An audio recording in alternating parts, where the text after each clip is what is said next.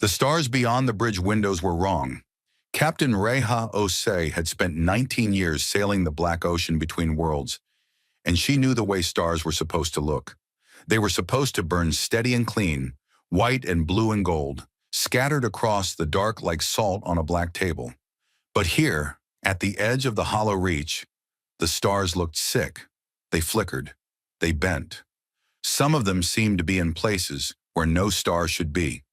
She stood at the center of the bridge of the UEN Dreadnought Anvil of Defiance, her hands folded behind her back, her dark eyes fixed on the viewscreen.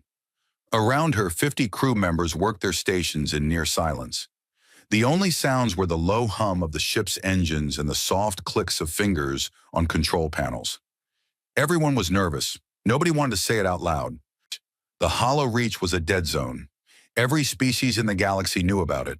A region of space nearly 400 light-years across where nothing lived, nothing moved, and nothing had happened for over 100,000 years. The old races called it cursed. The scientists called it anomalous. The military called it a waste of patrol resources. Nobody called it safe, and now something was happening inside it. "Captain," said Lieutenant Commander Dio Marine from his station at the sensor array. He was a thin man with careful hands and worried eyes, and right now those eyes were very worried indeed. "I am reading the energy signatures again. They are stronger than yesterday, much stronger." Reha did not turn around. "How much stronger?" "By a factor of 12. Dio paused. "Captain, there is nothing in our records that produces energy readings like these. The closest comparison would be a star going supernova, but the pattern is wrong. It is too organized, too regular." "Like a heartbeat," said Reha quietly. Dio looked at her. "Yes, exactly like a heartbeat." She finally turned to face the bridge crew. Every eye was on her. She was not a tall woman, and she was not especially loud. But when Reha Osei looked at you, you felt the weight of something ancient and unshakable behind her gaze. Her crew trusted her because she had earned that trust 100 times over in battles and storms and long dark patrols on the edges of known space. "Take us in," she said. The bridge was silent for 3 full seconds. "Captain," began her first officer, Commander Alexei Petrov, a big man with a scarred jaw and a voice like gravel in a drum. "Command has not authorized entry into the Reach. Our orders are to observe and report." "Our orders are to investigate the energy signatures," Reha corrected. "We cannot investigate from out here. Take us in, Commander." Alexei held her gaze for a long moment. Then he nodded. "Helm, set course for the center of the energy readings. Speed at half ahead. Shields to maximum." The Anvil of Defiance was a warship. She was 600 meters long, armored in layers of reactive plating, and carried enough firepower to crack a small moon. She had been built to fight and survive. As she crossed the invisible boundary into the hollow reach, her hull groaned softly, as if the ship herself was afraid. They traveled for 2 days into the empty dark. There were no stars inside the reach, no planets, no dust, no debris. It was the cleanest stretch of space Reha had ever seen, and that cleanliness felt deeply wrong. Space was supposed to be messy. Space was supposed to be full of leftover pieces from the birth and death of stars. This emptiness was not natural. Something had cleaned this place long ago on purpose. On the 3rd day they found it. It appeared on the sensors, first as a solid mass, impossibly large, sitting alone in the absolute center of the reach. As they got closer and the visual feeds sharpened, the bridge crew fell into a silence that went beyond quiet. It was the silence of people looking at something their brains could not fully accept. It was a structure, a built thing, but it was the size of a moon. It hung in the black void like a frozen cathedral, its surface covered in patterns that seemed to shift and change when you looked at them from different angles. Towers rose from it that were taller than mountain ranges. Valleys carved into its surface could have held oceans. It was dark mostly, but in its deepest crevices, faint light pulsed in that same slow, steady rhythm. A heartbeat. "What is it?" whispered Dio. Reha stared at the impossible structure and felt something move in her chest. It was not fear exactly. It was recognition, as if some part of her, buried deep beneath thought and memory, had been waiting her entire life to see this thing. "I do not know," she said, "but we are going inside." They sent probes first. The probes found an opening in the structure's surface, a doorway large enough to fly the anvil through with room to spare. On the interior was a vast hollow space filled with platforms, walkways, and machinery of a kind no human had ever seen. It was all built at a scale that suggested its makers had been much larger than humans. Or perhaps they had simply thought in larger terms. Reha led the landing team herself. 20 soldiers in full combat armor, 4 scientists, and Dr. Fen Vasari, the ship's chief geneticist. Vasari was a small woman with sharp features, sharp eyes, and a reputation for being the smartest person in any room she entered. She was also known for having very little patience for anyone who was not as smart as she was, which meant she had very little patience for almost everyone. They walked through corridors that stretched into darkness. The walls were covered in symbols that glowed faintly at their approach, as if the structure was waking up in response to their presence. The air was cold and thin but breathable. Someone or something had maintained the atmosphere inside this place for a very, very long time. It was Vasari who found the central chamber. It was a circular room nearly a kilometer across, and at its center stood a pillar of dark crystal that reached from floor to ceiling. The pillar was covered in what looked like frozen lightning, lines of energy that pulsed with that same heartbeat rhythm. Around the base of the pillar, a ring of smaller pillars held what Vasari immediately recognized as data storage devices, alien, ancient, incomprehensible in their technology, but unmistakably designed to hold information. "Get me a connection to these," Vasari said to her team. Her voice was steady, but her hands were shaking. And now. It took 6 hours. 6 hours of Vasari and her team working with equipment that was not designed to interface with technology 100,000 years old. 6 hours of false starts and dead ends, and moments where the alien system seemed to resist their efforts. But Vasari was brilliant, and she was stubborn, and in the end, the data began to flow. What it showed them broke the world. The first files were biological records, genetic blueprints of extraordinary complexity, detailing the design and construction of a living organism.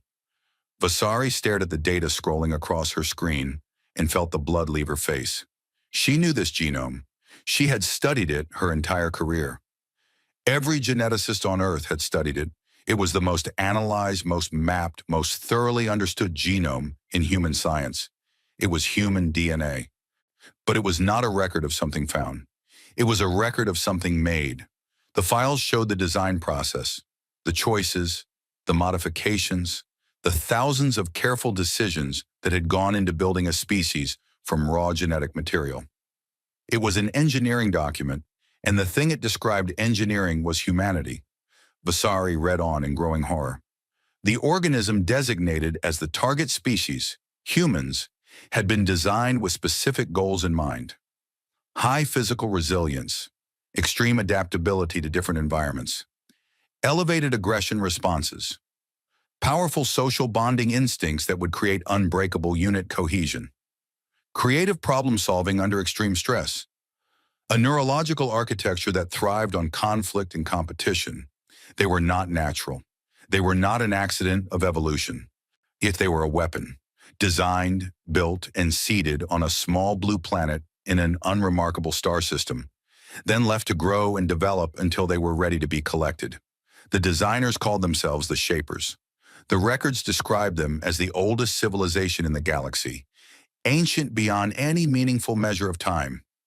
They had risen when the galaxy was young and had shaped it according to their will for millions of years.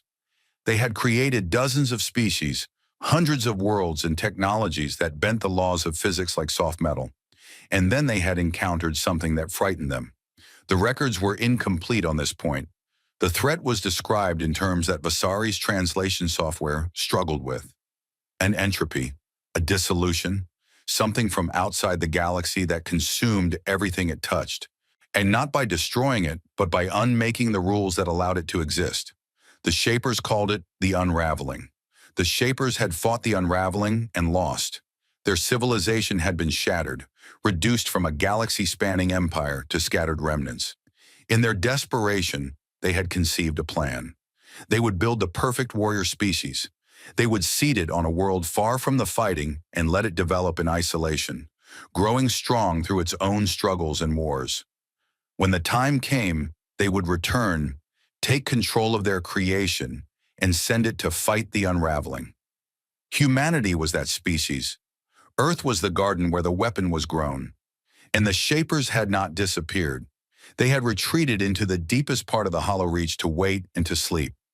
The structure around them, this moon-sized forge cradle, was their workshop, their barracks, and their alarm clock. It was waking up because they were waking up. Reha read the report in the small briefing room aboard the anvil. She read it twice. Then she set the tablet down on the table and stared at the far wall for a long time. "You are certain," she said to Vasari. "I have never been more certain of anything in my life," Vasari replied. She looked exhausted. She looked afraid. She also looked angry, and Reha understood that anger because she felt it too. The genetic markers match perfectly. The design specifications describe human DNA with an accuracy that could not be coincidental. "Captain, we were built. Every war we ever fought, every empire we ever raised and destroyed, and every time we clawed our way back from the edge of extinction, it was all according to their design. They made us to be warriors, and then they sat back and watched us practice on each other." Reha closed her eyes. She thought about her grandfather, who had fought in the Kepler uprising. She thought about her mother, who had died defending a colony from raiders. She thought about every history class, every memorial, every story of human courage and human cruelty. All of it, every drop of blood spilled across 10,000 years of civilization, all according to plan. "What about the recall signal?" she asked. Vasari hesitated. "When we accessed the central data pillar, it activated automatically. It sent a pulse deep into the reach. I could not stop it." "What kind of pulse?" "A signal, a very specific signal." Vasari met her eyes. "When a wake-up call." Reha stood up. She walked to the small window and looked out at the forge cradle, vast and dark against the empty sky. In its deepest crevices, the light was pulsing faster now. The heartbeat was quickening. "How long?" she asked. "I do not know. Days, weeks, maybe less." Reha pressed her hand against the cold glass. Somewhere out there, beyond the reach, beyond the borders of human space, the 12 ancient species of the Concord of Elders sat in their comfortable councils and debated trade agreements and territorial disputes. They had no idea what was coming. Neither did the 200 human worlds scattered across the Orion Spur, filled with people who believed they were the proud product of evolution and struggle. She had to tell them. She had to tell them that everything they believed about themselves was a lie. That they were not the children of nature. They were the children of something much older and much more frightening. And that thing was about to wake up and demand its property back. The signal had been sent. She could not unsend it. All she could do was try to prepare humanity for what was coming. She turned from the window. "Send a priority message to Earth Command. Highest encryption. I want a full data package of everything we have found transmitted to the UEC Council within the hour." "Captain," Alexei said carefully, "this information will cause a panic." "Yes," Reha agreed. "It will. But panic is better than ignorance. If what these records suggest is true, and our creators are about to return, then humanity needs to decide what it is before someone else decides for us." She walked to the door of the briefing room and stopped. And without turning around, she said, "I spent my whole life believing that humans fought so hard because we chose to, because something in our spirit refused to surrender. Now I learn that it was engineered into us like code in a machine." She paused. "I refuse to accept that. I refuse to believe that everything we are is just programming. We are more than what they made us to be. We have to be." She left the room. Behind her, through the window, the forge cradle pulsed with ancient light, and deep in the hollow reach, in a darkness that had lasted 100,000 years, something vast and patient opened its eyes. The message reached Earth in 17 hours. Within a day, it had leaked. Within a week, every human being alive knew the truth. They were made. They were designed. They were weapons, built by gods who had abandoned them and were now returning to collect. Some people wept. Some people raged. Some people knelt in temples and churches and mosques and prayed for guidance. Some people looked at their hands, at their strong and clever and violent hands, and felt a chill that went all the way to the bone. And some people, a surprising number of people, simply nodded, as if they had always known, as if some part of them, buried deep beneath thought and memory, had always been waiting for this moment, as if the truth, terrible as it was, made a kind of sense that nothing else ever had. Humanity was a weapon, but a weapon in whose hands? The answer was coming. It was coming from the dark, and it was coming fast. And when it arrived, nothing would ever be the same again. Deep in the hollow reach, the heartbeat quickened, and the forged cradle began to sing. It came without warning and without mercy. At exactly the same moment, across 200 star systems, every human being alive heard a voice inside their head. It was not a sound that traveled through air or through speakers. It was a sound that appeared directly in the mind, as if it had always been there and had simply been waiting to speak. The voice was vast. It was cold. It was older than anything any human had ever imagined, and it spoke with the calm certainty of a god addressing its creation. Children, instruments, you were shaped for purpose. That purpose now calls. You will answer, or you will be unmade and reshaped until you do. On Earth, people stopped in the streets. In the colonies, workers dropped their tools. On warships and cargo haulers and passenger liners, the crews froze at their stations. For 12 seconds, the entire human species stood perfectly still, united by a voice that reached into the deepest part of their brains and squeezed. Then the voice stopped, and the screaming started. Captain Reha Osei was on the bridge of the Anvil of Defiance when the message came. She gripped the edge of her command console so hard her knuckles went white, and she felt something inside her shift. It was like a door opening in a room she did not know existed. Behind that door was something dark and hungry, something that wanted to obey, something that wanted to kneel and bare its throat and say, yes, yes, I will do whatever you ask. She pushed it down. She pushed it down so hard it hurt, and when she opened her eyes, she saw her crew struggling with the same thing. Some of them had tears running down their faces. Some had bitten their lips until they bled. Alexei Petrov had one hand pressed against the wall and was breathing like a man who had just been pulled from deep water. Report, Reha said. Her voice was rough. Diomarin's fingers moved across his console with hands that trembled badly. Captain, I am detecting a fleet emerging from the deep reach. Multiple contacts, very large contacts. He paused and checked his readings twice. Captain, these readings do not make sense. The ships, if they are ships, appear to be made of dark matter in compressed space-time. Our sensors can barely see them. They are like holes in space. How many? Hundreds, perhaps thousands. It is difficult to count something that barely exists in normal physics. Reha stared at the view screen. The darkness of the hollow reach was moving. Shapes that were not quite shapes drifted forward, vast and terrible, blotting out the faint light of distant stars. They were not metal. They were not stone. They were something else entirely, something that existed on the edge of reality. And they moved with the slow patience of creatures that had never needed to hurry in their entire existence. At the center of the formation, one shape was larger than all the others. It was a vessel the size of a small planet, and it pulsed with the same heartbeat rhythm that Reha had first detected weeks ago. It was alive. All of them were alive. The Shapers, Reha whispered. The largest vessel broadcast another message, but this one came through the ship's communication systems rather than through their minds. What had appeared on every screen on every human ship and every human world simultaneously. A face appeared, or something like a face. It was angular and smooth and utterly alien, carved from what looked like living crystal. Eyes that burned with a light older than most stars looked out from that face with an expression that might have been curiosity, or might have been contempt, or might have been the way a farmer looks at livestock. It spoke, and this time the voice had a name behind it. I am Urethkal, the being said. I am hierarch of the Shapers. I am the last of the first makers. I designed the seed that became your species. I chose the world where you were planted. I shaped the conditions that grew you into what you are. You exist because I willed it. You are strong because I made you strong.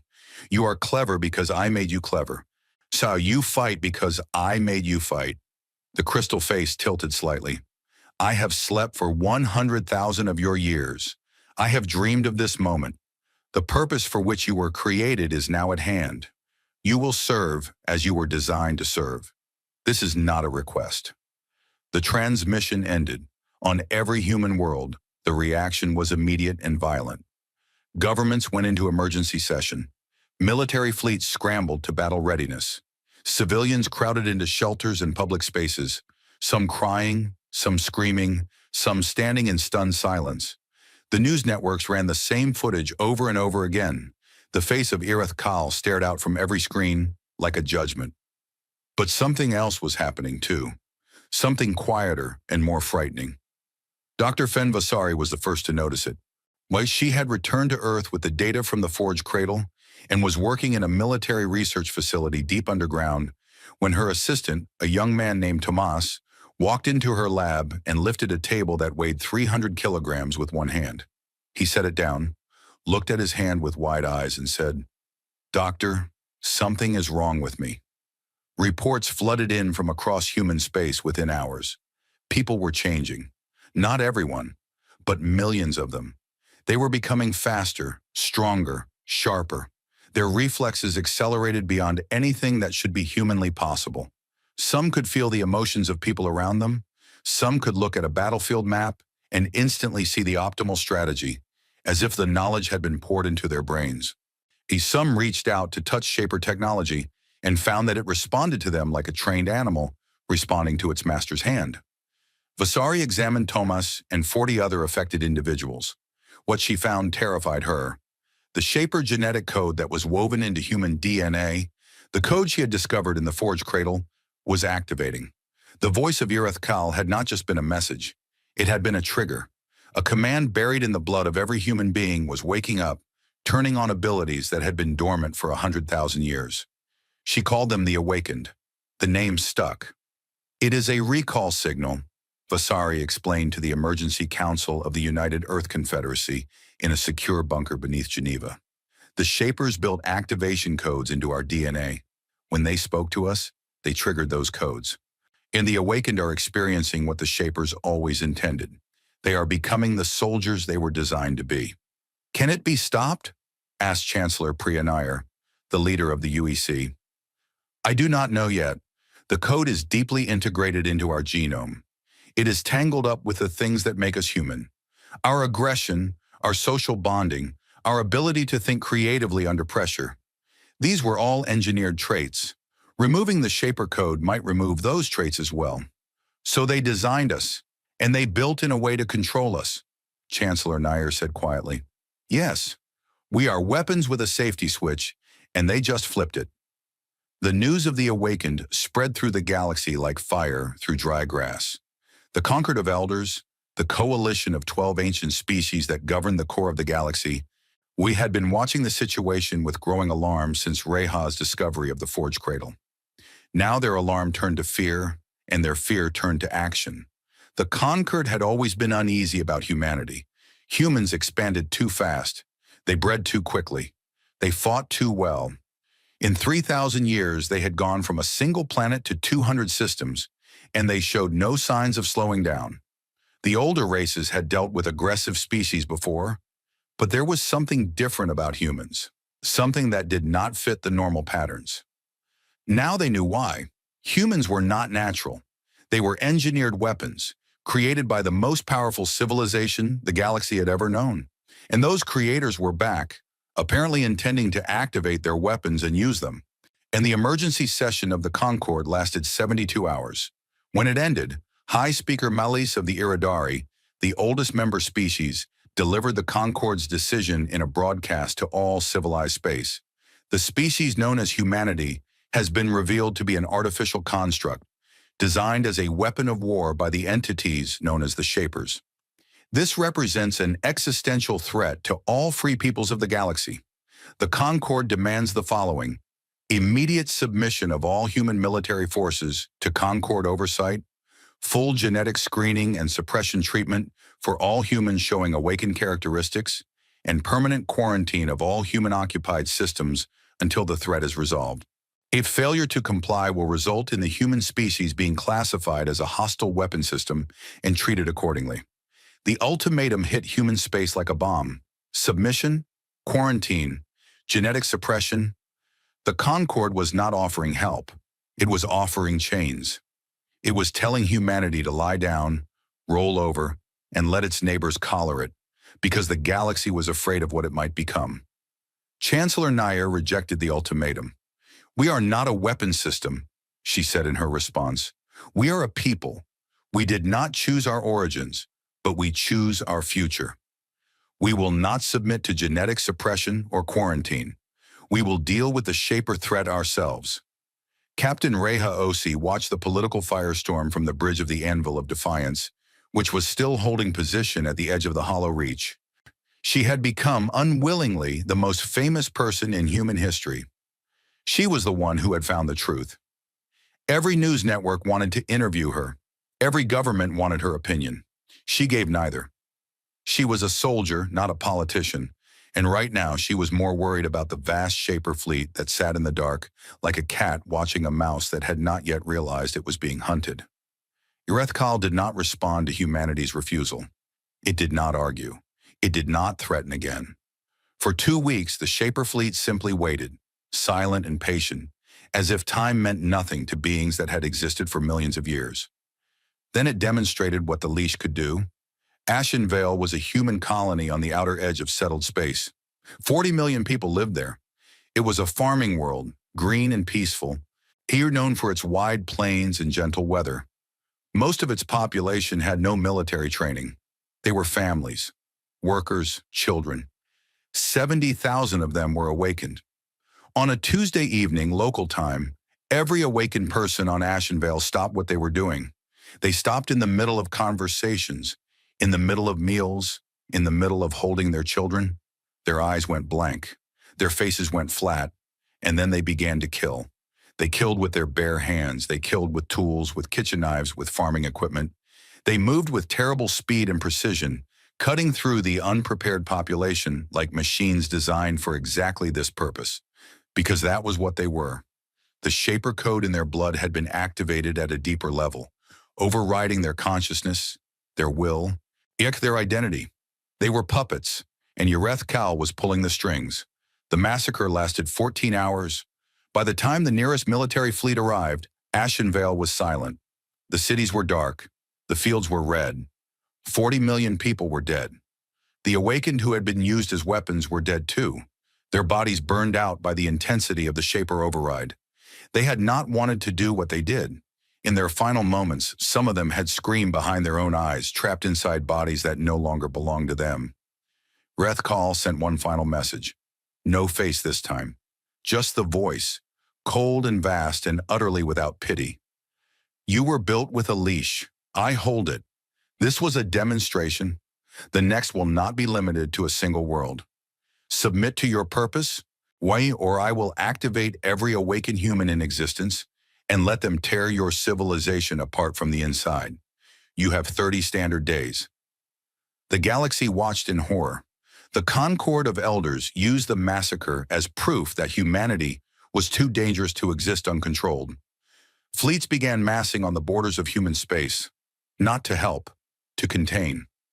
On Earth, in the bunker beneath Geneva, Chancellor Nair sat in a room full of generals and admirals and scientists, and the silence was the silence of people who had just realized that the trap they were in had no obvious exit. Reha Osi was there by holographic link from the Anvil. She looked at the faces on the screen, the fear and the fury and the despair, and she spoke. Ashenvale was not a defeat, she said. It was a message.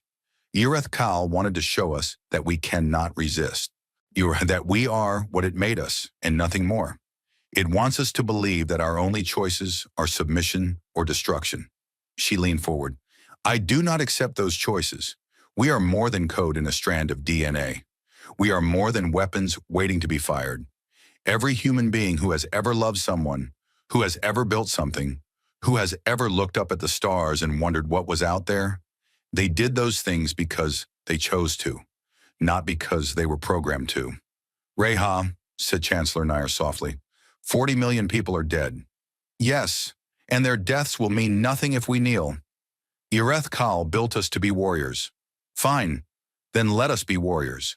But we fight for ourselves. We fight for our own future. We find a way to break the leash, Aaron, and then we show our creator what its weapon can do when it chooses its own targets. Dr. Vasari, who had been silent until now, spoke up. Her voice was flat and hard. I have been studying the Shaper code since the Forge Cradle. The control mechanism, the leash, it is deep, but it is not perfect. They built it 100,000 years ago, and we have changed since then. Evolved, drifted from their design in ways they may not have predicted. I believe I can find a way to break it. Not remove it, that would kill us. But overwrite it. Keep the gifts. Burn out the control. How long? Asked Reha.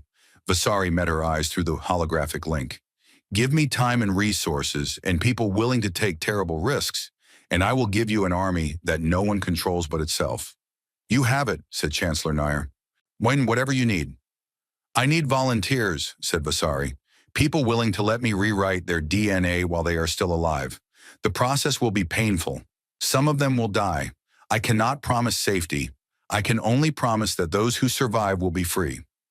In the weeks that followed, as the clock on Ireth Kal's ultimatum ticked down, volunteers came forward. They came from every colony, every nation, every walk of life. Soldiers and teachers and farmers and engineers, awakened and ordinary alike. They came because they were afraid, and because they were angry, and because something inside them, something deeper than the code the Shapers had written, refused to be owned. They came because they were human, and humans, whatever else they might be, did not kneel easily. Reha watched the volunteer list grow from the bridge of her ship, and for the first time since she had entered the Hollow Reach, she felt something that might have been hope. It was small and fragile, and surrounded on all sides by darkness. But it was there. Outside her window, the Shaper fleet waited in the black, patient as death. The Concord fleets circled the borders of human space like wolves. The clock ticked down, and somewhere deep inside the DNA of every human being alive, a war was being fought in the silence between heartbeats. A war between what they were made to be and what they chose to become. The universe held its breath, and humanity, as it always did, refused to be still. The images from Ashenvale played on every screen in the galaxy. They showed empty streets painted with blood. They showed buildings with their doors torn open. They showed the faces of the dead, frozen in expressions of confusion and terror, killed by their own neighbors, their own friends, their own family members who had been turned into puppets by a command written into their blood before they were born. 40 million souls. Gone in a single night. The galaxy reacted with fear and disgust. The Concord of Elders pointed at the images and said, "Look, this is what happens when weapons are left unsupervised."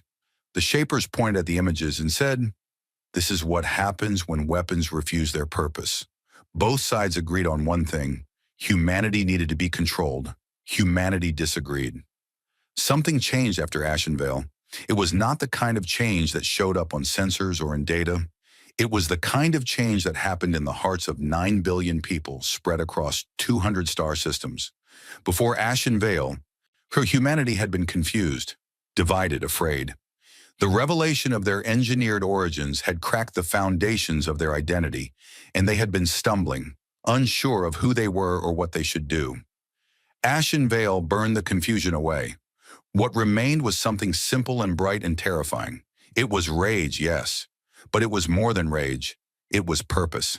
The Shapers had designed humanity to unite under pressure, to bond in the face of threat, to become most dangerous when most desperate. They had not intended for that instinct to be turned against themselves. But that was the problem with building a weapon that could think. Sometimes it chose its own enemy. For the first time in 3 centuries, every human faction, government, colony, and fleet spoke with one voice. The divisions that had split humanity for generations, political disagreements, territorial disputes, cultural conflicts, all of it fell silent like background noise drowned out by a thunderclap. The message was simple and it was unanimous: never again.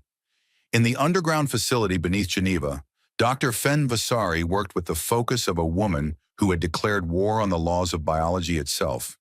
She had assembled a team of the best geneticists, neuroengineers, and xenobiologists humanity could offer. 73 scientists, working around the clock in rotating shifts, fueled by bad coffee and cold fury. The project had been named Prometheus. Vasari had chosen the name herself. In the old Greek myths, Prometheus was the one who stole fire from the gods and gave it to humanity. The gods had punished him for it. Vasari did not care about the punishment. She cared about the fire. The problem was monstrous in its complexity. The Shaper code was not a separate thing attached to human DNA. It was woven into the fabric of what made humans human, the aggression that drove warriors and athletes, the bonding instincts that made people die for their friends, the creativity that sparked art and invention, the stubbornness that made humans refuse to surrender, even when surrender was the logical choice. All of these traits had been engineered by the Shapers, and the control mechanisms were tangled up with every one of them. Removing the Shaper code entirely would be like trying to remove the sugar from a cake that had already been baked. You could not do it without destroying the cake. But Vasari was not trying to remove it. She was trying to overwrite it. And think of it like a lock and key, she explained to Reha during one of their encrypted calls. Reha had been appointed military commander of humanity's defense forces and was coordinating the fleet from the Anvil of Defiance. She was not a scientist, but she needed to understand what Vasari was building. The Shapers put a lock in our DNA, Vasari continued, a control mechanism that responds to their signal, like a door that opens when they knock. I cannot remove the lock without tearing apart the wall it is built into, but I can change the lock. I can rewrite it so that their key no longer fits. We keep everything that makes us strong. We just burn out the part that lets them control us. And this works? Reha asked. Vasari paused. In theory, yes. In practice, I have no idea. When the only way to find out is to test it on a living human being. The process involves rewriting active genetic code in real time, which will cause massive neurological disruption, pain, seizures, possible brain damage, possible death. What are the odds of survival? Based on my models, approximately 70%. 3 out of 10 die. Yes. Reha was silent for a long time. Have you tested it? I tested it 4 hours ago, on myself. Reha stared at her. Vasari looked like she had been through a war. Her eyes were bloodshot. Her hands were wrapped in bandages where she had clawed at them during the seizures. There was a bruise on her forehead where she had hit the floor. But she was alive, and she was smiling, and it was the kind of smile that frightened people. I am free, Vasari said. I can feel the difference. The part of me that wanted to obey, the compulsion that came when Irith Kal spoke, it is gone, burned out. I am still myself, still human, still everything I was before. But the leash is broken. You could have died. Then I would have died free. That was enough for me. Word of Vasari's success spread through human space like wildfire. Within days, volunteers were flooding every military recruitment center, every hospital, every research facility. They wanted the treatment. They wanted to be free. They knew the odds. They did not care. The first wave of Prometheus treatments was administered to 10,000 military volunteers. The process was brutal. The patients lay on medical beds while nanomachines rewrote their genetic code at the cellular level. They screamed. They thrashed against their restraints. Some of them whispered the names of people they loved. Some of them prayed. Some of them cursed the Shapers with every breath. 7,000 survived. Those 7,000 emerged changed. Not in the way the awakened had changed, with borrowed powers and hidden controls. These people were simply free. They could feel the absence of the leash like the sudden silence after a noise that had been playing in the background their entire lives.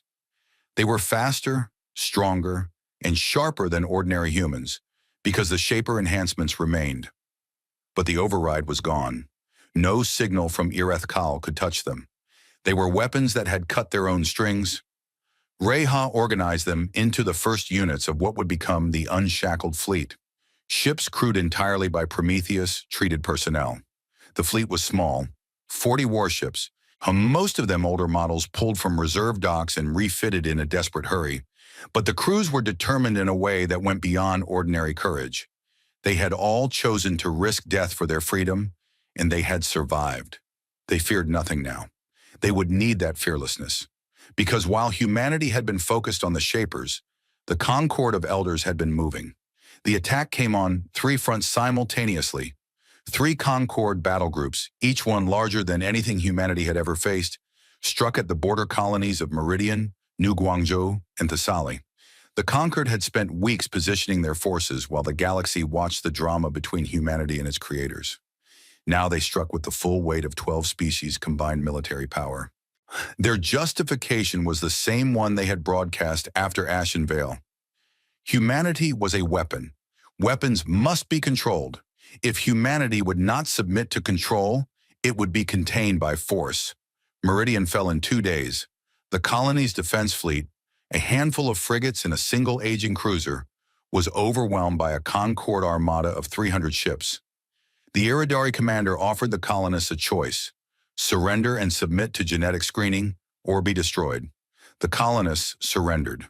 Within hours, Concord troops were on the ground, rounding up awakened individuals and marching them to processing centers. New Guangzhou lasted 4 days. Its defense fleet fought hard, buying time for civilian evacuations. But the outcome was never in doubt. The Concord took the system and began enforcing quarantine. Thessaly held. Not because it was stronger than the others, but because its garrison commander, a woman named Colonel Ada Bright, refused to accept mathematics as a reason for surrender. She had 60 ships against 400. She placed her fleet in a defensive formation around the colony planet and dared the Concord to come through her. The Concord came. Ada Bright's fleet fought for 6 days. They lost 40 ships. They destroyed 90 of the enemies. When her flagship was finally crippled and drifting, Ada Bright broadcast a final message on an open channel. "My name is Colonel Ada Bright of the United Earth Navy. I am not a weapon. I am not a tool. I am a human being, and I fight because I choose to fight. You can take this system. You can take my ship. You can kill me and everyone on this planet, but you will never own us. Watch, we were not built to be owned. We were built to be free." The Concord fleet destroyed her ship, but her words had been heard by every civilization in the galaxy, and they landed like a stone dropped into still water. Ripples spread. Reha received news of the Concord attacks while preparing the unshackled fleet for its first deployment. She stood in the war room of the Anvil of Defiance, surrounded by holographic maps showing the positions of 3 different enemy forces, and she felt the weight of the moment settle on her shoulders like armor made of stone. 2 enemies: the Shapers, who wanted to enslave them, the Concord, who wanted to cage them, and humanity caught in the middle, fighting for the right to be something more than what others decided they should be. "We cannot fight both at once," said Alexei Petrov, studying the maps. "And the Shapers are the greater threat, but the Concord is the immediate one. If they take our border systems, they will push inward and try to reach Earth. Then we stop them," said Reha. "With 40 ships? With whatever we have." She deployed the unshackled fleet to the Thessaly corridor, where the Concord advance was strongest. The battle that followed would later be called the first true test of the Prometheus soldiers, and it answered every question about whether free humans could match the engineered ones. The unshackled ships hit the Concord advance fleet like a hammer striking glass. The Prometheus crews fought with a speed and ferocity that stunned the Concord commanders. These were not the panicked, desperate defenders of the border colonies. These were soldiers who had looked death in the face, chosen freedom, and come out the other side with nothing left to fear. They flew their ships with reckless precision, exploiting gaps in the Concord formations that no tactical computer would have predicted, because no tactical computer could account for the creativity of a human mind fully unleashed. In 3 days, the Concord advance stalled. In 5 days, it began to retreat. In 7 days, the Thessaly corridor was clear. But the victory was small, and the war was vast, and Reha knew that 40 ships could not hold back the galaxy forever. It was during this brief pause that Irith Kal made contact again. Not the booming voice that had echoed in every human mind. This time, it was a private communication, directed only at Reha. The Shaper hierarch appeared on her personal screen as she sat alone in her quarters. Its crystal face was unreadable. But there was something in its ancient eyes that might have been respect, or might have been reassessment. You have surprised me, Erethkal said. You have found a way to break my control. This was not in my design parameters. You were not supposed to be able to do this? You built us too well, Reha replied. Perhaps. The crystal face tilted. But your defiance, however admirable, changes nothing. The purpose for which you were created still exists. The threat still comes. What threat? And then Erethkal told her. Not in commands or threats, but in something that sounded almost like a plea. It told her about the unraveling, the force from beyond the galaxy that had destroyed the Shaper civilization millions of years ago. An entropy that consumed reality itself. Why not by burning or breaking, but by simply erasing the rules that held matter and energy together? Stars did not explode when the unraveling touched them. They simply stopped being stars. Planets did not shatter. They forgot how to be solid. The Shapers had fought it. They had poured every resource of their galaxy-spanning empire into the fight, and they had lost.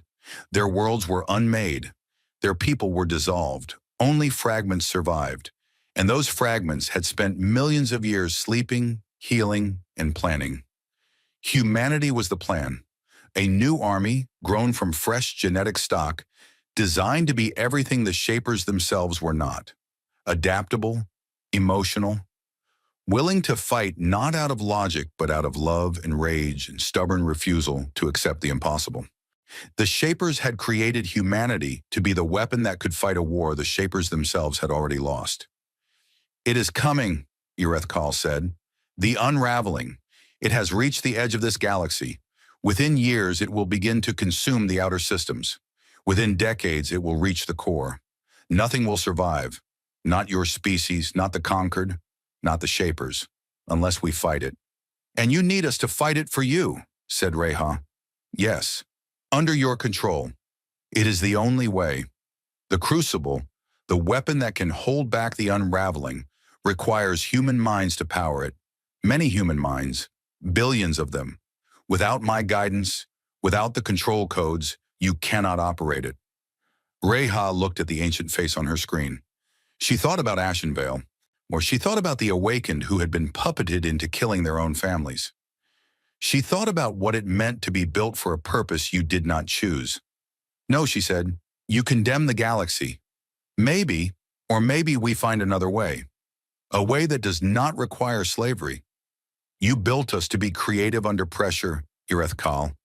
You built us to solve impossible problems. You just forgot that one day the impossible problem might be you. She cut the connection. Then she sat alone in the dark for a long time, and she thought about what Erethkal had shown her, the unraveling, a force that could erase reality itself, coming here, coming now. And she thought about humanity, caught between a creator who wanted to use them and a galaxy that wanted to cage them and a cosmic horror that wanted to erase them. 3 threats, no allies. And the only weapon they had was themselves. She stood up. She walked to the bridge. She looked at her crew, her free and unshackled crew, and she said, we have a new problem, and we are going to solve it, because that is what we do. Outside the ship, the stars burned cold and distant, and at the edge of the galaxy, something that was not quite darkness began to spread. The galaxy had not seen a war like this in living memory, not in the memory of the Concord's eldest species, not in the records of civilizations that had kept histories for 50,000 years. 3 forces, each powerful enough to reshape the map of known space, crashed into each other across 100 fronts, and the stars themselves seemed to flinch. The first force was the Shaper Dominion. Erethkal's fleet of living dark matter vessels carved a path from the hollow reach toward the galactic core. The Shaper ships did not fight like normal warships. They bent space around themselves, redirecting weapons fire into other dimensions, and crushing enemy vessels by folding the space they occupied into knots. Behind them came the thralls, millions of awakened humans who had not received the Prometheus treatment, still bound by the Shaper leash. They crewed stolen human ships and fought with the terrible efficiency of minds that had been stripped of everything except the capacity for war. They were slaves in all but name, prisoners in their own bodies, and they killed with a precision that made the galaxy weep. The second force was the Concord of Elders. 12 species, old and powerful and deeply afraid, may had set aside their internal politics to form the largest military alliance the galaxy had ever seen. Their combined fleet numbered over 60,000 warships, ranging from the elegant blade-shaped cruisers of the Iridari to the massive armored dreadnoughts of the Keth to the swarm ships of the tiny but brilliant Vima. Their strategy was simple and brutal. Contain humanity, destroy the Shapers, survive at any cost. The third force was the smallest and the most dangerous, the Unshackled. Free humanity. Reha Osei's fleet had grown since the Battle of the Thessaly Corridor. The Prometheus treatment was being administered on an industrial scale now, with facilities on 30 worlds running day and night. The survival rate had improved to 75% as Vasari refined the process. But the numbers were still small compared to their enemies. Where the Concord had 60,000 ships and the Shapers had their reality-bending armada, the Unshackled fleet numbered just over 4,000 vessels. 4,000 ships against the galaxy. "We cannot win a war of attrition," Reha told her command staff in the war room of the Anvil of Defiance. The holographic map showed the three forces as colored clouds of light, red for the Shapers, blue for the Concord, and gold for the Unshackled. The gold was very small. "We do not have the numbers. We do not have the production capacity. If we fight the way our enemies expect us to fight, we will lose." "Then how do we fight?" asked Alexei Petrov. Reha looked at the map. "We fight like humans. We cheat." The Unshackled strategy was born out of desperation and genius. Instead of trying to hold territory or match their enemy's fleet for fleet, Reha divided her forces into fast, independent strike groups. Each group was led by a Prometheus-treated captain and given a single standing order: cause as much chaos as possible. The strike groups hit supply lines, ambushed isolated squadrons, raided shipyards, and disappeared before the enemy could respond in force. They used humanity's knowledge of both Concord and Shaper technology against them, exploiting weaknesses that no other species would have known about. They fought dirty, fought smart, and fought with the creative fury of people who had nothing left to lose. The first major battle came at Kalen's Gate, a critical hyperlane junction that connected the galactic core to the outer regions. Mighty the Conquered had positioned a fleet there to control the flow of traffic and prevent both humans and Shapers from reaching the core.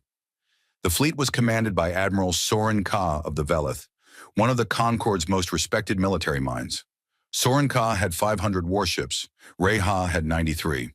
The battle lasted 11 days.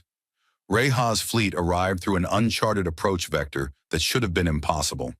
The hyperlane calculations required to make the jump were so complex that the Concord's navigational computers had classified the route as non-viable. But human navigators, Prometheus-treated and thinking at speeds that bordered on precognition, had found a way. The Unshackled fleet hit the Concord formation from an angle no one expected, driving a wedge between the Velith ships and their Iridari support group. The first day saw 20 Concord ships destroyed for the loss of 7 Unshackled vessels. Sorenka regrouped and counterattacked, using the Velith fleet's superior numbers to try to envelope the human ships. Reha refused to be enveloped. She kept her fleet moving, always moving, dancing through gaps in the Concord formation like water through a closing fist. Her captains fought with an independence and initiative that bewildered the Concord commanders. In the Concord military, orders came from the top. Ships followed their admiral's plan. In the Unshackled fleet, every captain was trusted to think, to adapt, to make decisions on the fly. It was messy and chaotic, and it worked brilliantly. On the fourth day, 3 Unshackled frigates, crippled and burning, turned their ships toward a Concord dreadnought and accelerated to full speed. They could have retreated, they could have surrendered. Instead, they rammed.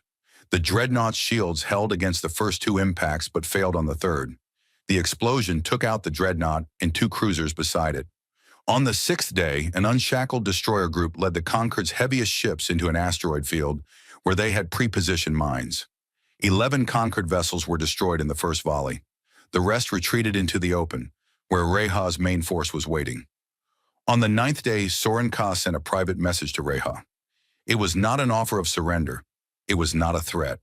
It was a single line of text in the Velith language, a phrase that had no direct translation into human speech but meant something close to, "You fight as the old stories say the Shapers themselves once fought." And I understand now why they feared what you might become. On the 11th day, Sorenka withdrew. The unshackled fleet held Kalen's gate. They had lost 31 ships. The Concorde had lost over 100. The news spread through the galaxy like an earthquake. And for the first time, the other species began to wonder if maybe, just maybe, they were fighting the wrong enemy. While Reha held the gate, Dr. Fen Vasari was fighting her own war. She had been studying the Shaper thralls for months, the millions of awakened humans still under Irithkal's control. They were the Shaper's army, and every day that army grew as Irithkal activated more dormant Shaper code in unprotected populations. Vasari could not reach those people directly. They were deep in Shaper-controlled space, beyond any line the unshackled fleet could reach. But she could reach them another way. The Prometheus overwrite was a genetic signal. It rewrote the Shaper control code at the cellular level. Normally, it required direct administration through nanomachines injected into the bloodstream. But Vasari had been working on something new, a broadcast version, a signal that could be transmitted through Shaper communication channels and would trigger the overwrite in any human who received it. It was the most ambitious piece of genetic engineering in human history. Vasari was essentially trying to set off a chain reaction of freedom using the Shaper's own communication network against them. She led a covert strike team into Shaper-controlled space aboard a stolen freighter with a modified communications array bolted to its hull. The team consisted of 12 Prometheus-treated soldiers, the 4 technicians and Vasari herself. They had no backup. No rescue was coming if they failed. Vasari did not care. She had not cared about her own survival since the day she injected herself with the first Prometheus treatment. They slipped through the Shaper lines by pretending to be a Thrall supply ship.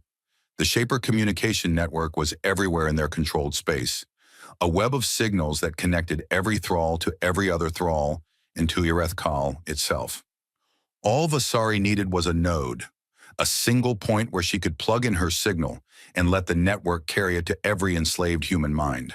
They found a node on a small moon that the Shapers used as a relay station. The station was guarded by Thralls, awakened humans with blank eyes and puppet movements. Vasari's soldiers fought through them with grim efficiency, and trying not to think about the fact that these were people, prisoners, victims, forced to fight against their own liberation.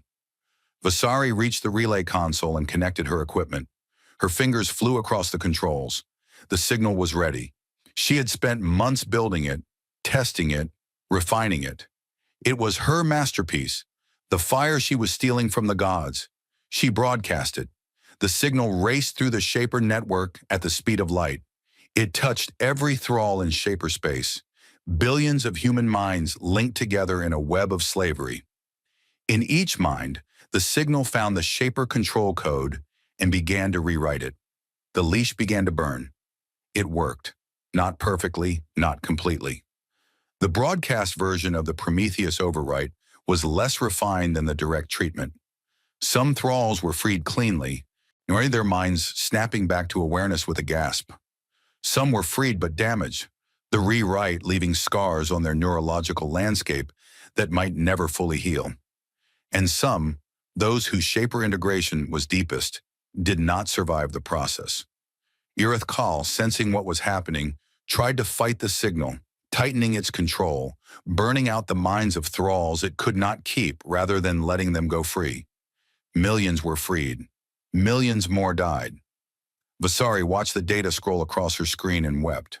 She wept for the freed and the dead alike, because both represented something the Shapers had never intended. Choice. Even the ones who died had been freed, if only for a moment, in the instant between the leash breaking and the darkness closing. They had been themselves again. They had been human. The liberation of the Thralls shattered the Shaper military structure. Without their human soldiers, Irithkal's forces were reduced to their dark matter ships and whatever automated systems they could deploy. It was still formidable. The Shaper ships were terrifyingly powerful, but an army without soldiers was a body without hands. And for the first time, the Shaper advance slowed, and then the Concorde began to crack. Soren Ka of the Veleth had been thinking since the Battle of Kalin's Gate. He was old for a Veleth, which meant he had lived for nearly 800 years, and in those centuries he had seen many things. He had seen species rise and fall. He had seen wars begin in fear and end in regret. He had watched the Concord grow from a loose alliance into a rigid bureaucracy that was more concerned with maintaining control than with serving justice. He looked at what the Concord was doing, quarantining human colonies, performing forced genetic screenings, treating an entire species as guilty because of how they were born, and he felt something he had not felt in a very long time: shame. The Veleth withdrew from the Concord Alliance. They were followed within days by the Dremori, a quiet and philosophical species that had voted against the war from the beginning. Together, they sent a message to the unshackled fleet. "We do not agree with what was done to your people," the Veleth Dremori message read. "We do not agree with what is being done to your people now. We offer alliance, not control, not oversight, an alliance between equals." Reha accepted. For the first time, humanity had friends. But the clock was running out for everyone. The unraveling arrived at the galaxy's edge 6 months ahead of the Shaper's predictions. It did not announce itself. There was no fleet, no armada, no enemy to point weapons at and fight. The unraveling was exactly what Irethkal had described, a wave of entropy that ate reality itself. The first system to fall was a small, uninhabited red dwarf on the very edge of the galactic rim. One moment it was there, a dim red star orbited by 3 dead rocks. The next moment, it was not. The star did not explode. The planets did not shatter. They simply ceased to exist, as if someone had erased them from the map of the universe, and the universe had not noticed. Then the next system fell, and the next, and the next. The wave moved inward, toward the core, toward everything that lived and breathed and thought. It moved slowly by the standards of a galaxy, but it did not stop, and nothing slowed it, and the path it left behind was not empty space. It was nothing, not vacuum, not void, nothing. A place where the rules of physics had been deleted and nothing could ever exist again. The three-way war stopped, not because anyone wanted to stop fighting, but because the thing coming to eat them all was bigger than any grudge. Reha Osei brokered the ceasefire in a meeting aboard a neutral station. Representatives of the Unshackled, the remnants of the Concord, the Veleth Dremori Alliance, and even a projection of Irethkal itself gathered in a single room for the first time. The tension was so thick it was hard to breathe. Everyone in that room had lost people to everyone else in that room. "The unraveling does not care about our wars," Reha said. "It does not care who is right and who is wrong. It does not care about justice or revenge or control. It will eat us all equally. We fight it together, or we die alone." "And how do you propose we fight entropy itself?" asked High Speaker Milas of the Iridari, her voice cold. Irethkal answered. The Shaper Hierarch's projection filled one corner of the room, its crystal face ancient and unreadable. "There is a device," it said. "The Crucible. I built it long ago, before I built your species. It was designed to stabilize space-time, to hold reality together against the unraveling's dissolution. It is located in the Forge Cradle in the Hollow Reach, where your captain first discovered the truth of her origins." "And what does this crucible require to function?" asked Reha. She already suspected the answer. "A human mind. The crucible interfaces with consciousness, human consciousness specifically. Your neural architecture was designed to be compatible with it. One mind, linked to the crucible, can stabilize space-time across a significant area. Many minds linked together could push back the unraveling from the entire galaxy." "And what happens to those minds?" Irethkal paused. For the first time, something that might have been discomfort crossed its ancient face. "In the original design, the minds would be consumed, used as fuel, burned away to power the crucible. I intended to use billions of controlled humans for this purpose. Their sacrifice would have saved the galaxy." The room went very quiet. "You built us to be burned alive inside a machine," Reha said. Her voice was level. Her eyes were not. "I built you to save everything that exists," Irethkal replied. "The method was secondary to the goal." "Not to us." Reha turned to Vasari, who had been listening in silence. Doctor, you have been studying Shaper technology for months. Is there another way? Vasari looked at the schematics of the crucible that Rethkal had provided. She studied them for a long time. Then she looked up, and there was something in her eyes that looked like the first light of dawn. Maybe, she said, maybe there is. The crucible was designed to consume minds because that was the brute force approach. But the Prometheus overwrite changed the way human minds interact with Shaper technology. We are not thralls anymore. We can interface with Shaper systems as operators, not fuel. If I can adapt the Prometheus code to work with the crucible, it might be possible to link human minds to it without destroying them. Might be possible, repeated Alexei Petrov. I will not lie to you. The risk is enormous, and it will require something the Shapers never planned for. Willing cooperation. Not one mind forced into the machine, but thousands of minds choosing freely to link together. The power comes from the choice, from people deciding, of their own free will, to fight. Reha looked around the room. She saw fear. She saw doubt.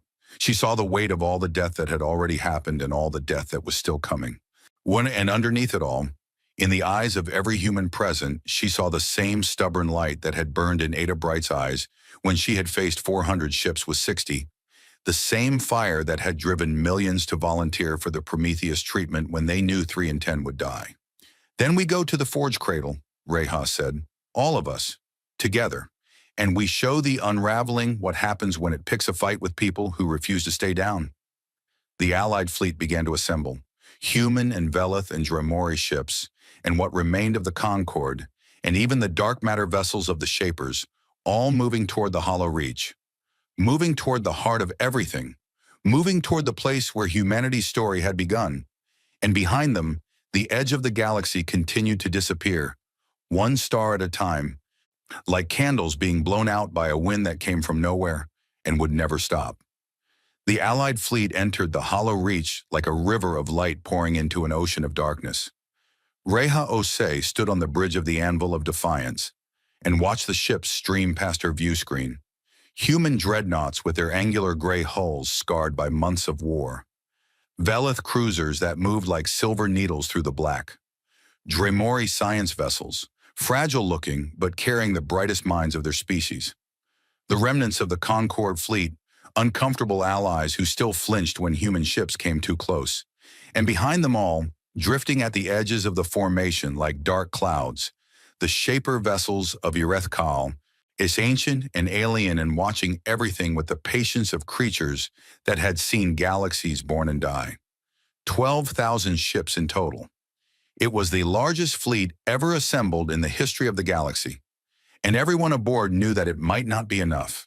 The Forge Cradle appeared on sensors within hours of their entry. The moon-sized structure hung in the absolute center of the Reach, just as Reha had left it months ago. But it had changed since her first visit. The faint heartbeat light that had pulsed in its deepest crevices was now a steady glow, bright enough to cast shadows on the hulls of passing ships. The structure was fully awake, and at its heart, the crucible was waiting. But the unraveling was not going to let them reach it without a fight. The first signs appeared at the edges of the Reach, and the stars outside the formation began to flicker. Not the normal flickering of distant light through space dust. This was a deeper wrongness, a failure of the light itself, as if the photons were forgetting how to travel. Then the flickering spread inward, and the sensors began to scream. "Contact," said Diomarin, his voice tight.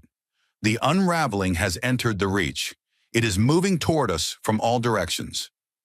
Reha looked at the tactical display. The unraveling was not a fleet. It was not an enemy in any normal sense.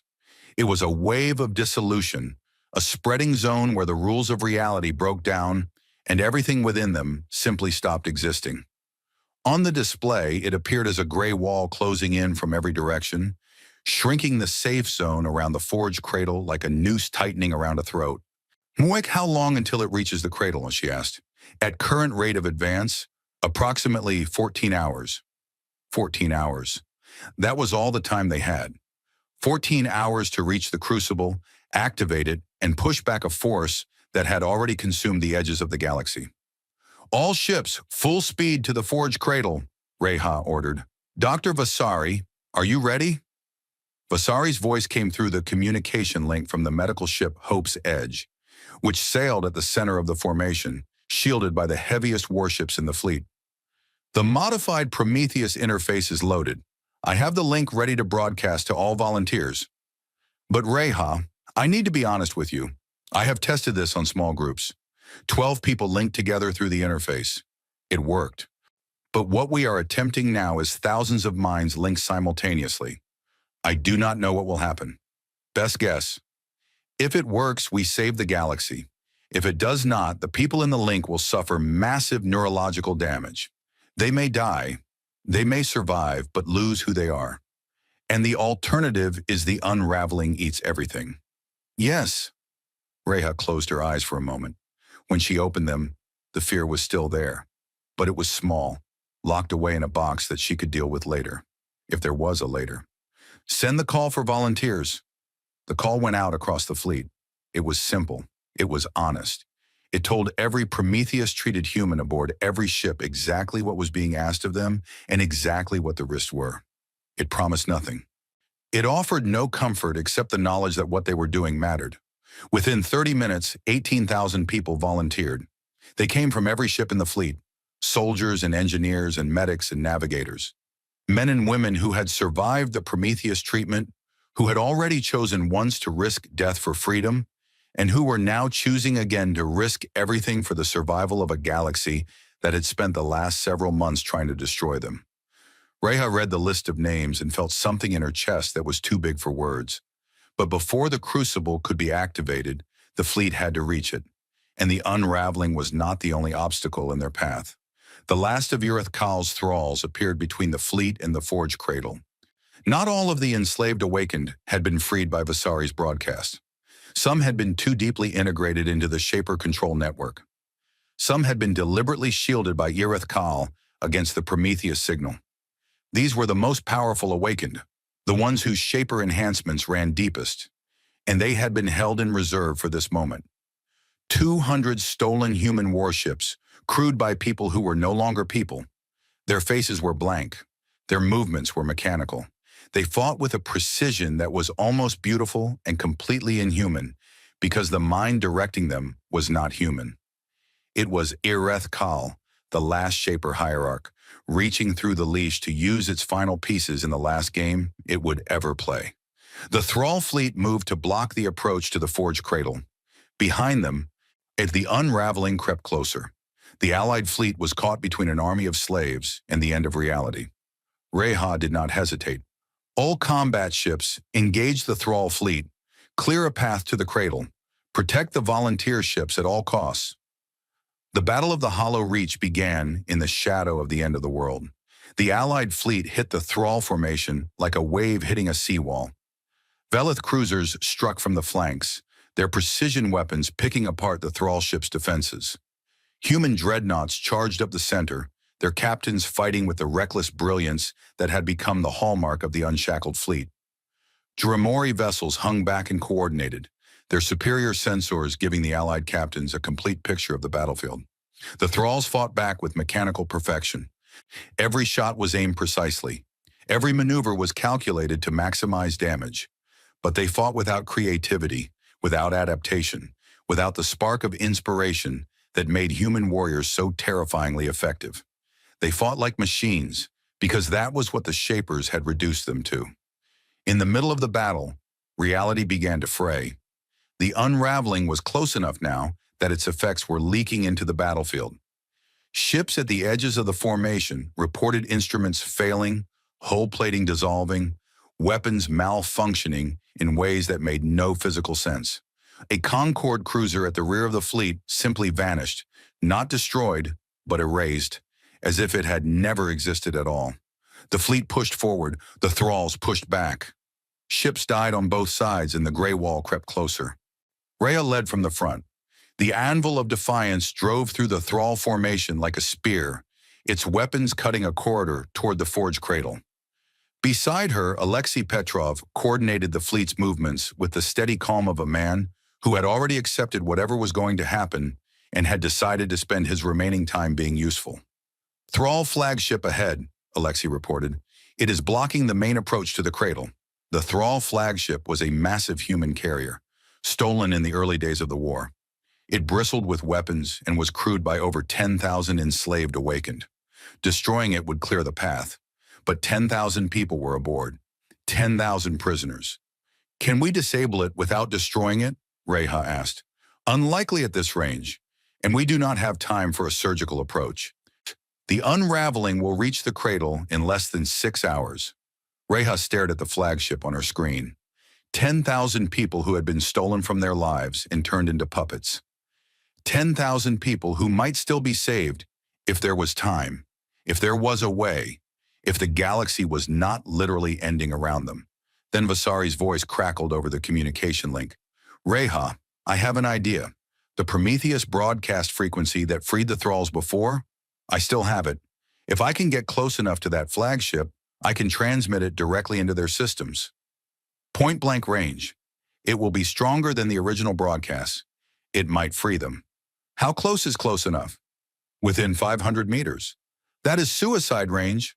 Then it is a good thing I have already died once today."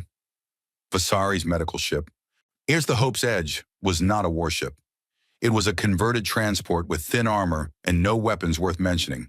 But it had the most advanced communication array in the fleet, modified specifically for the Prometheus broadcast. Reha wanted to say no. Every instinct she had screamed at her to say no, to find another way, to not send a woman she had come to consider a friend on a mission that looked like a death sentence. But there was no other way. There was no more time. The gray wall was closing in and the clock was running out, and sometimes the only choices left were bad ones. "Do it," she said. "Anvil will cover you. All ships clear a path for the Hope's Edge." The fleet responded with the kind of coordination that only happens when every person involved knows exactly what is at stake. Ships threw themselves into the Thrall formation, taking hits they could have avoided, drawing fire away from the small medical ship that was threading its way through the chaos like a needle through a tapestry of destruction. The Hope's Edge reached the Thrall flagship. 500 meters. Point-blank range. Vasari activated the broadcast. The Prometheus signal hit the flagship like a thunderbolt. On the bridge, in the corridors, in the engine rooms and gun batteries, 10,000 awakened humans suddenly stopped. Their blank eyes cleared. Their mechanical movements stuttered. For a terrible, beautiful moment, 10,000 people remembered who they were. Some of them screamed. Some of them wept. Some of them looked at what they had been doing, at the weapons they had been firing at their own kind, and collapsed.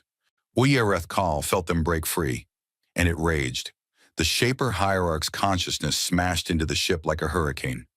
It could not reclaim the freed crew, not with the Prometheus code burning through their blood. So instead, it tried to destroy them.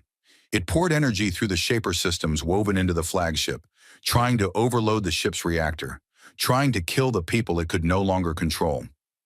The freed crew fought back, not with weapons but with will. They resisted the Shaper override with the desperate strength of people who had just been given their minds back and would die before they gave them up again. Engineers shut down systems faster than Uyareth Kal could corrupt them. Technicians ripped out Shaper components with their bare hands. The flagship shuddered and groaned as two forces fought for control of its body, and then a voice came from the flagship's bridge. A human voice, raw and broken and burning with fury. "This is Captain Nkem Achebe of the UN carrier Horizons Light. I am free. My crew is free. We are clearing the approach to the Forge Cradle. All Allied ships, you have a path. Take it." The Horizons Light moved aside. The path was open. Reha took it. The Anvil of Defiance led the volunteer ships through the Forge Cradle's main entrance at full speed. Behind them, the battle continued. Around them, reality frayed. Ahead of them, the Crucible waited. Reha left the bridge and went to the landing bay. She was not going to command this final operation from a screen. She was going to be there, in person. In the place where she had first discovered what humanity was, to see what humanity chose to become. The central chamber of the Forge Cradle was as she remembered it, the dark crystal pillar at the center, reaching from floor to ceiling, the rings of smaller pillars around it, the ancient walls covered in shaper symbols that glowed at her approach. But now the chamber was full of light, the pillar blazing with energy that made the air hum and the ground vibrate beneath her feet. Vasari was already there, having docked the Hope's Edge on the other side of the cradle. She looked like she had not slept in 3 days. She probably had not. Her eyes were bloodshot, her hands were shaking, and she moved with the manic energy of someone running on nothing but willpower and spite. "The crucible is ready," Vasari said. "Well, I have adapted the interface. It will not consume the volunteers. It will link their minds together through the pillar and use their combined consciousness to stabilize space-time across the galaxy. The power comes from the network, from the connection between minds, from the choice. Will it work? It should, it must. I have run out of time to be uncertain." The volunteers arrived. 18,000 people filed into the central chamber and took positions around the crystal pillar. They sat on the floor, on the steps, on the ancient platforms. Some held hands, some closed their eyes, some looked up at the pillar with expressions of wonder and fear and determination. Reha stood before them. She was not a politician. She was not good at speeches. But she looked at these people, these impossible, stubborn, our beautiful people who had volunteered to risk their minds to save a galaxy that had tried to destroy them, and she found the words. "They made us," she said. Her voice echoed in the vast chamber. "The Shapers. They designed us in this very place. They shaped our DNA. They chose what we would be. Warriors, weapons, tools. They gave us strength and cleverness and rage, and they built a leash into our blood so they could control us when the time came." She paused. "We burned the leash. We broke the chains. We are no one's property and no one's weapon. But that is not why we are here today. We are not here because we are free. We are here because we choose to be. Every one of you could have stayed on your ships. Every one of you could have said no. The odds are terrible. The risks are real. But you are here. You are here because you looked at the end of the galaxy and you said no. Not today. Not while I can still fight." She felt tears on her cheeks. She did not wipe them away. "The Shapers built us to fight their war. The conquered tried to chain us because they were afraid of what we might be. The unraveling does not care about any of it.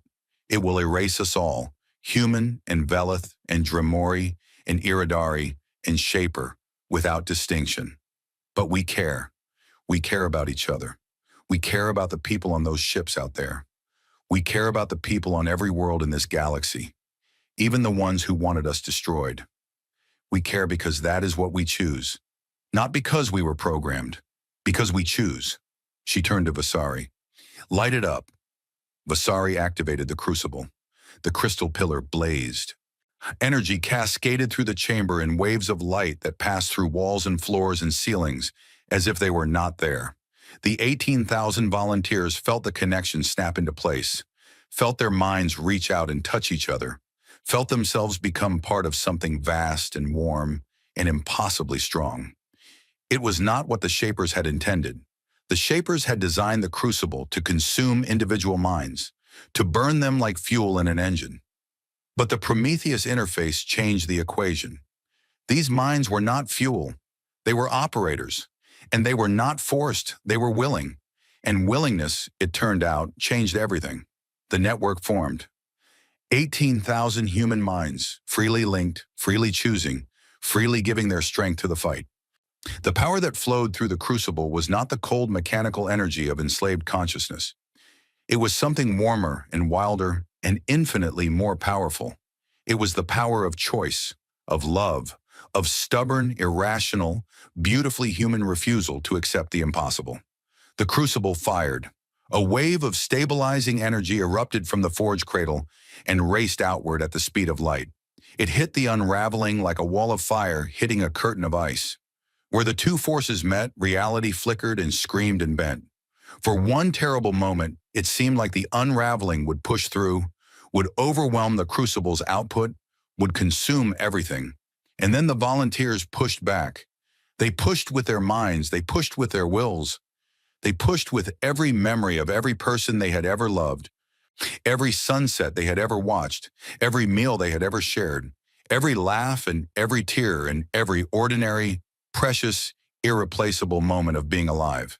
They pushed with the accumulated weight of what it meant to be human, not as a weapon, not as a tool, but as a people who had looked at the universe and decided stubbornly and irrationally and against all evidence that it was worth saving. The unraveling stopped. It stopped at the edge of the hollow reach, held in place by a force it could not understand. A force born not from engineering or design, but from the free choice of 18,000 people who refused to let it win. Then, slowly, impossibly, it began to retreat. The crucible's wave pushed outward, restoring spacetime, rebuilding the rules of reality that the unraveling had erased. Stars that had flickered came back to full brightness. Space that had become nothing became space again.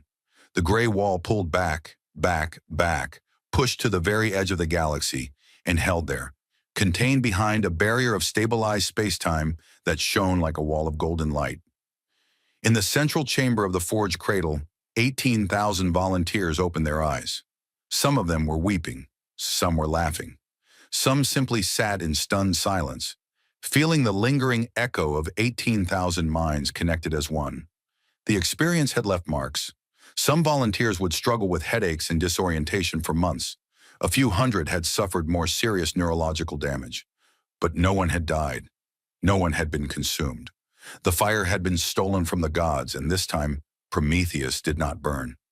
Reha looked at them and smiled, and her smile was the most beautiful thing that anyone in that room had ever seen. The aftermath came in waves. The unraveling was contained but not destroyed. It pressed against the barrier at the galaxy's edge, testing it, probing it, looking for weaknesses.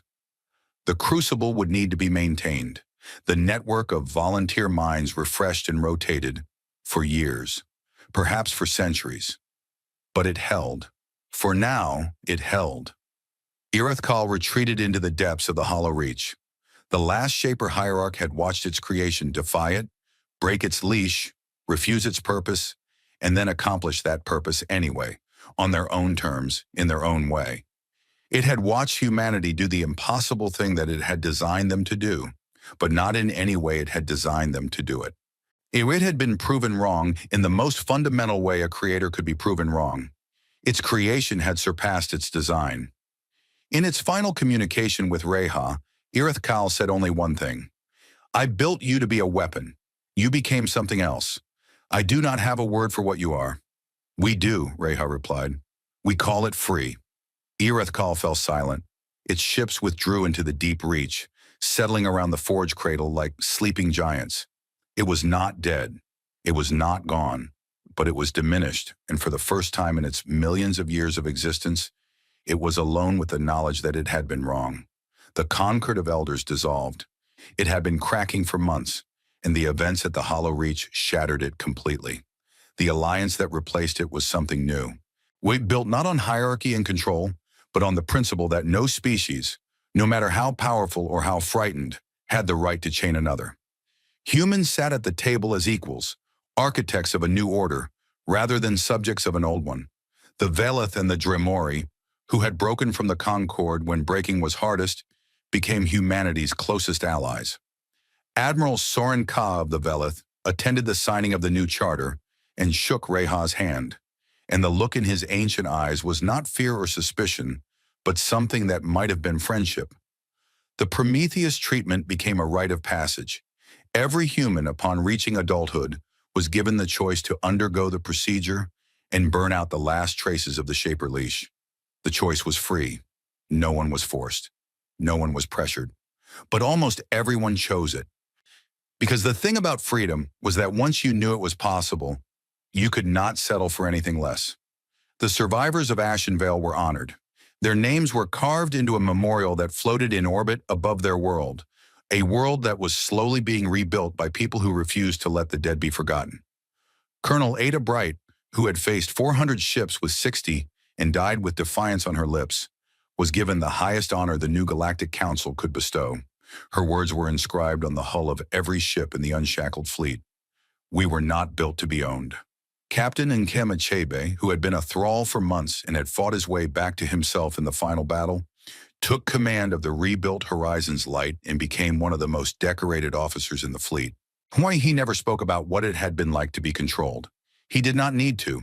Everyone who had been freed understood. Dr. Fen Vasari received the Nobel Prize, the Velith Medal of Scientific Achievement, and the Dremori Wreath of Understanding, all on the same day. She accepted them all with the same expression of mild impatience and immediately went back to her lab. She had already moved on to the next project. The crucible needed to be improved. The barrier needed to be strengthened. The unraveling was contained, but it was not defeated, and Vasari was not the kind of person who settled for containment. And Reha Osei retired from the military. She stood at the podium of the new Galactic Council on a station that hung in the space between stars, and she looked out at the assembled representatives of 100 species. Velith and Dremori and Iridari and Keth and Vima and dozens of others she had fought against and fought beside and bled alongside. She looked at them and they looked at her, and the silence was not the silence of fear or hostility. It was the silence of respect. They made us as weapons, she said. They designed us to kill, to conquer, to obey. They gave us strength and speed and fury. They gave us the ability to bond with each other, because soldiers fight harder for what they love. They gave us creativity because the best warriors adapt. They gave us stubbornness because the best weapons do not break. She paused, but they made one mistake. They gave us the ability to love, and they never imagined we would love our own freedom more than their purpose for us. Why, they never imagined we would love each other more than we loved obedience. They built us to fight, and we fight. But we choose what we fight for. And we choose to fight for a galaxy where no one is owned, no one is chained, no one is used. She took a breath. We are what we choose to be, and we choose to be free. The chamber erupted, not in argument, not in debate, in something that sounded, for the first time in the long and bloody history of the galaxy, like agreement. Reha stepped down from the podium. Alexei Petrov was waiting for her by the door, his scarred face wearing an expression that was almost a smile. Good speech, he said. I stole most of it from Ada Bright. She would not mind. They walked together through the corridors of the station, one toward the observation deck where the stars burned clean and steady against the dark. Outside the window, the galaxy stretched in every direction, vast and ancient, and for now, safe. At its edge, the golden barrier held the unraveling at bay. In its heart, 100 species were learning, slowly and painfully, how to share the stars. And deep in the hollow reach, in the forged cradle, where it all began, a young scientist named Lena Vasari, Fen Vasari's niece, sat in the central chamber and studied the shaper technology that surrounded her. She had stayed behind when the fleet departed, drawn by the same curiosity that had driven her aunt. The cradle held secrets beyond the crucible, beyond the shaper control codes, beyond the blueprints of humanity. It held the knowledge of a civilization that had once shaped galaxies. Lena ran her fingers over a console that hummed at her touch. A screen lit up, responding to her presence, and a new interface appeared. Not the old shaper designs for weapons and soldiers and slaves. Something different, something new. A blank canvas waiting to be filled. She stared at it for a long time. The power to shape life, to design species, to build the future from raw biology. It was the same power the shapers had used to create humanity. It was the same power that could be used for control or for liberation, for slavery or for freedom. It was a choice. She began to type. The screen filled with new code, new designs, new possibilities. Not weapons, not tools, something else. Something that had never existed before. Something that would grow and change and choose its own path. Because that was the lesson humanity had taught the galaxy. The greatest creations are the ones that surpass their creators. The screen glowed with the words, Project Genesis. Phase 1. What shall we become? And Lena Vasari smiled, and the stars burned on, and the story of what humanity chose to be was only just beginning.